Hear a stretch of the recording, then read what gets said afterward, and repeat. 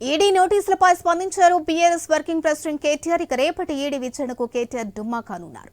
కేసుపై హైకోర్టు తీర్పు రిజర్వులో ఉన్నందున తనకు తగినంత సమయం ఇవ్వాలని కేటీఆర్ కోరారు.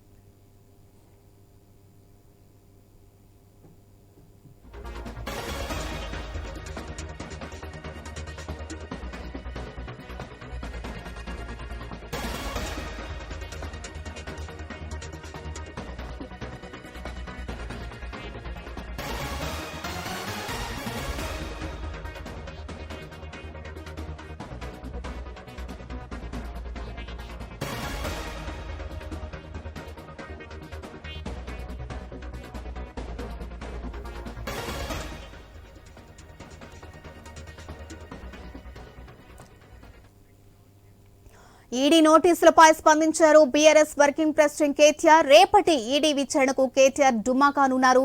ఇక కేసుపై హైకోర్టు తీర్పు రిజర్వులో ఉన్నందున తనకు తగినంత సమయం ఇవ్వాలని కేటీఆర్ కోరారు. ఇక దీనికి సంబంధించి మా స్పెషల్ కరెస్పాండెంట్ సునీల్ పూర్తి అప్డేట్స్ అందిస్తారు. సునీల్, ఈడీ నోటీసులకు కేటీఆర్ రిప్లై ఇచ్చారు. ఈ కార్ రేస్ లో సంబంధించి ఈడీ ఆయనకు నోటీసులు జారీ చేసింది. రేపు తమ ఎదుట విచారణకు హాజరు కావాలని చెప్పేసి కూడా ఆ నోటీసుల్లో పేర్కొన్నారు. ఇక ఈ నోటీసులకు సంబంధించి కాసేపటి క్రితమే ఈమెయిల్ ద్వారా ఈడీ అధికారులకు కేటీఆర్ రిప్లై ఇచ్చారు. ఈ కేసుకు సంబంధించి ఏసీబీ నమోదు చేసినటువంటి ఎఫ్ఐఆర్ స్క్వాష్ చేయాలని తాను హైకోర్టును ఆశ్రయించాను. హైకోర్టులో వాదనలు పూర్తయ్యాయి. ఇక హైకోర్టు తీర్పును రిజర్వ్ చేసింది. తీర్పు వెలువరించేంత వరకు కూడా తనకు సమయం ఇవ్వాలి అని చెప్పేసి ఈడీకి ఆయన రిప్లై ఇచ్చారు. మరి ఈడీ దీనికి సంబంధించి ఏం చేస్తుంది అనేది చూడాలి. అప్పటి వరకు వెయిట్ చేస్తుందా లేకపోతే ఆ తర్వాత హాజరవ్వాలి అని నోటీసులు ఇస్తుందా అనేది చూడాలి. ఇప్పటికే ఈ కేసులో A2, A3 ఉన్నటువంటి అరవింద్ కుమార్, అదేవిధంగా హెచ్ఎండిఏ మాజీ చీఫ్ ఇంజనీర్ బిఎల్ఎన్ రెడ్డికి ఇటు ఈడీ నోటీసులు ఇచ్చింది. వాళ్ళిద్దరు కూడా ఈడీని కొంత సమయం అడిగారు.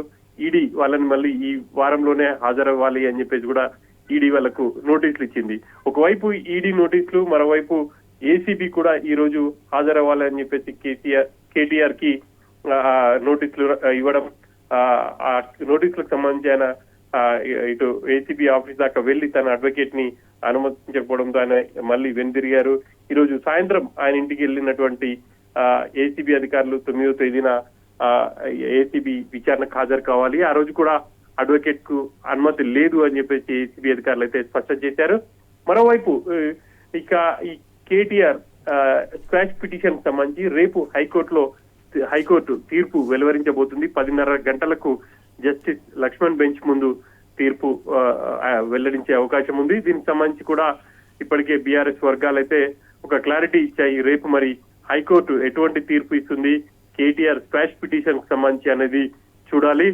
ఇక ఆయన పిటిషన్ ని స్క్వాష్ చేస్తుందా లేకపోతే ఆయన విచారణకు సహకరించాలంటుందా అనేది అంశాలు రేపు వెల్లడయ్యే అవకాశం ఉంది. ఇప్పటికే ఈ స్క్వాష్ పిటిషన్ సంబంధించి వాదనలు వేడిగా జరిగాయి. ఇటు కేటీఆర్ తరపు న్యాయవాది కావచ్చు, అదేవిధంగా ప్రభుత్వ తరపు నుంచి కూడా న్యాయవాది మధ్య వేడిగా ఇటు వాదోపవాదాలు అయితే హైకోర్టులో నడిచాయి. మరి రేపు హైకోర్టు ఎటువంటి తీర్పు వెలువరిస్తుంది, ఆ తీర్పు తర్వాత మరి ఎలా ఉండబోతుంది ఈ కేసు అనేది చూడాలి. Regina, right, thank you Sunil.